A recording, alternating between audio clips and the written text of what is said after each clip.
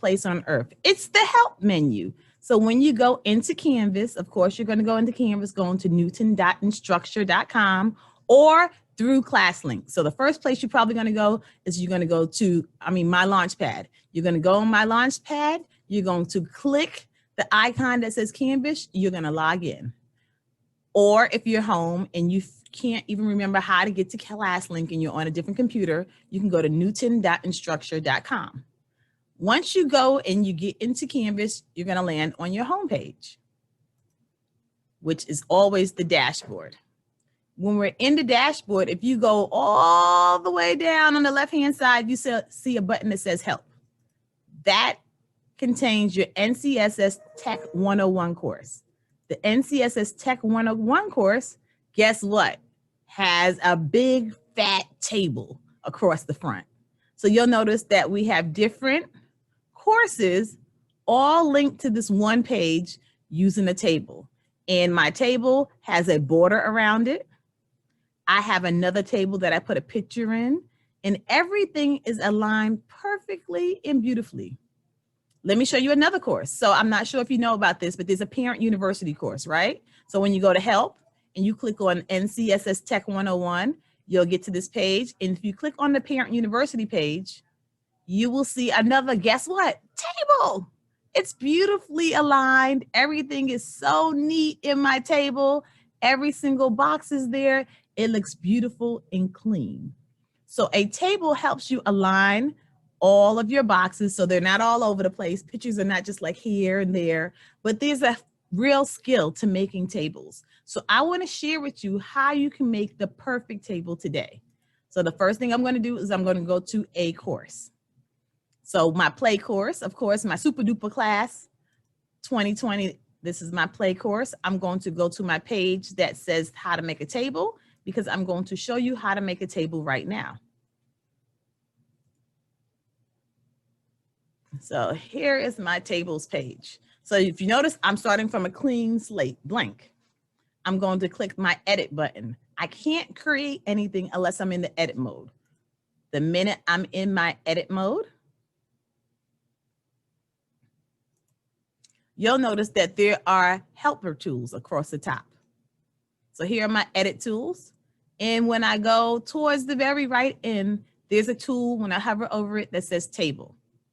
I can create a table any size that I want. So I have to think about it. How many rows do I need? How many cells do I need?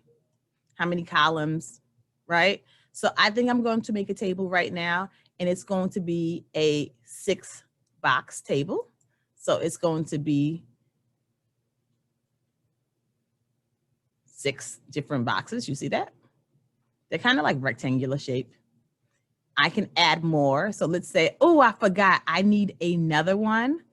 I can always add a table. So these tools across the bottom kind of tell you these are the table properties. If I want to delete the table and start from scratch, I can just click delete. Oop. If I want to start over, I'm going to go ahead and say, you know what? I really wanted a 2x3, right? So I had a 3x2 at first, and I said, I think I want a 2x3. But for our purposes right now, I am going to have a 3x2. I can always delete a column or delete a row or add a column or add a row. So they'll tell me to insert before, insert after. And if I want to go ahead and delete a column, I can delete a column as well. Okay. So those are some of the properties. Now, when I'm in my table, I have the choice of putting pictures or words in the table. Now, let me tell you 2 things that I've learned. Number 1, if I put a picture in my table, I can also put the words underneath it, and it will make sure that if I have some students who need an immersive reader, it will read the words. If I only put a picture in, then if they try to click immersive reader, there are no words that will show up. What I usually do before I make myself a table, so I'm going to go ahead and I'm going to delete this table totally, is I usually type out words. So if I'm going to say that this is my Spanish class or my science class, then I can make a table for that also. So I try to go ahead and give myself some space, and I'll think that, you know,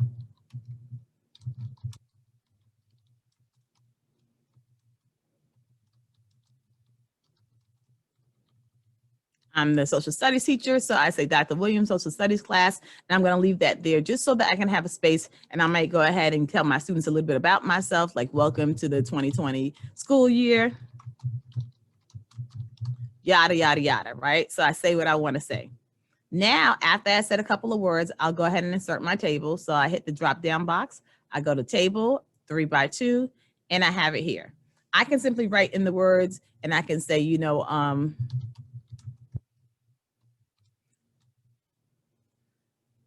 reconstruction.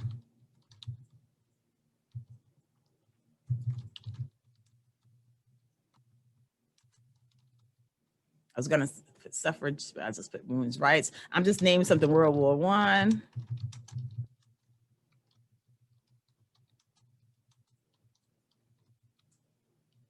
And Vietnam. Let's just say I'm teaching social studies. So I can type in any of the words I want in my boxes. I can center the words. I can change the size of the text. Oh, that one did not get it. So I want to make this center. I'm going to change the size of my text. And that will all be well and good. I can also do the same thing up here. But this kind of looks bland. If bland is fine with you, then this is perfectly fine and it's nice.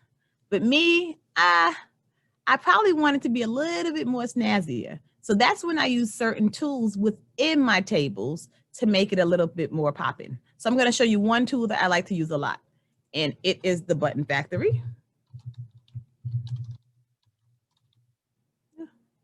The Button Factory. And they changed their name to ClickMinded, right? But I'm going to use this one. And I said my first one was the Civil. No, not today. Thank you. So the Civil War.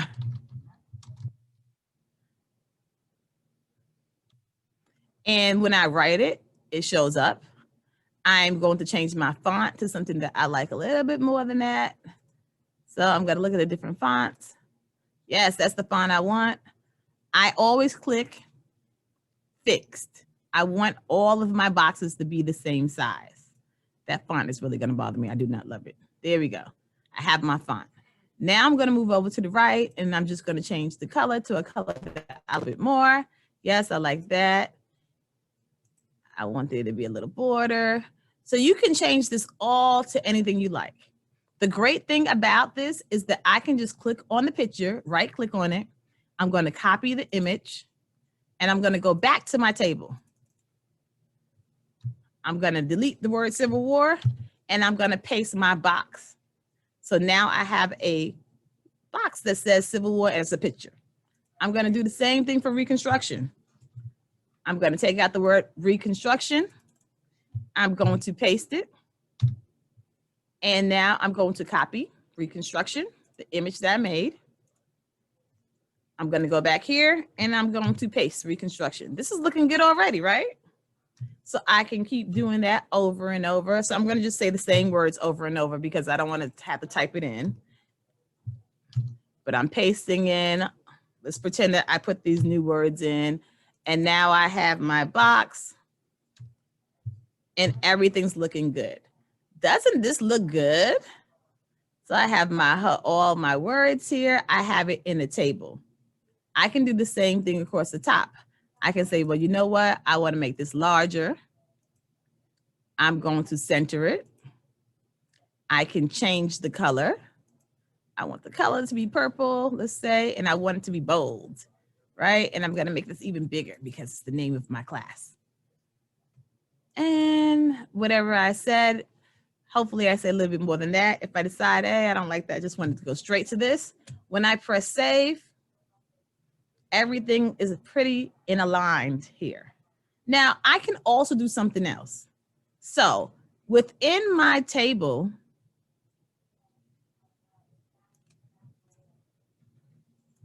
and did you notice what I just did? I couldn't see a lot of what's going on inside my editing tools. So I clicked here at the bottom, this editor dash status bar, and I drug it down so I can see a little bit more. So I have my table here. I'm in my table. When I click in my table, here goes my table editing tools. This very first button, this is my table properties.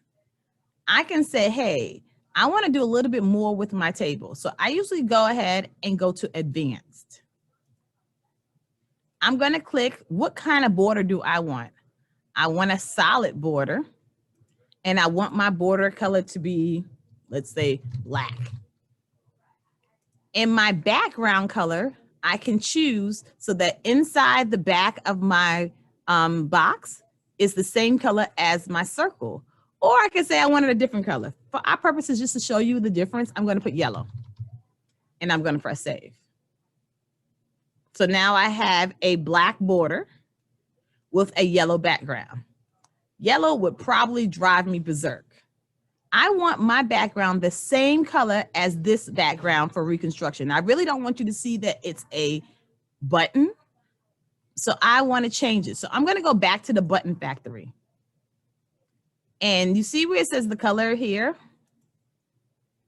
It tells me that this is 9900 OFF. So I'm going to copy this. I'm going to go back to my table. I'm going to go to advanced. It says color. I'm going to paste that color and press save. Woo, that looks good. Did you see what I did? So I took the color from the button factory. They give me the color when I hover over it, and that was my color. Now, let's say I want it to be a contrast, right? So I kind of want this to be a little bit more separated. I can go back to my table tools by clicking on my border. Of course, I can say that I want each cell to have a pattern or a height or spacing. Sometimes I'll put 10 here. I'll put 10 here. And I'll put my border width as 10. And let's see, alignment. I'll just leave it alone and I'm going to press save. Do you see how my border pattern is thicker now? So now I have a thick line around my border. Sometimes I like to even make my name in a table. So what I'll do is I'll go ahead and I'll create a new table. And guess what my table is going to be? 1 by 1. And I'm going to take my words here and I'm going to paste them in here. So now I'm going to have it centered. And I want it to have a border. So it can have a nice border. So I'm going to have the pattern and I'm going to make that 20 to make it a little thicker. The border lift, I want to make it 20. And my cell spacing, I'm going to stay the same. So now, do you see what I have? I don't know why that gray is there. I don't really love it. So I might go to advanced and I may say, well, I want it to be a double border. I want the border color to be black. And I want the background color within my border to be, let's just say pink.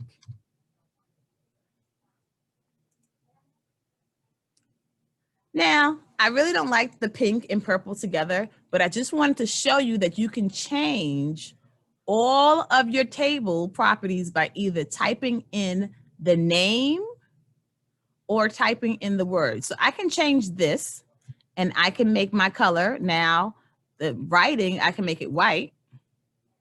I can go in my table properties, go back to advanced, and I know that I have that color that I used originally. So I'm going to go back to the button factory, copy this 9900FF. I'm going to paste it here. When I press save, and I may like that a little better. So now this looks good to me. It's almost perfect, not exactly the exact way I want it to be. I think I want it to be real white. Voila, it looks great. So now you know how to create a table, how to change the properties in table. If I want to go ahead and edit my table, all I have to do is click on the table. I'm into the properties. I can delete a row.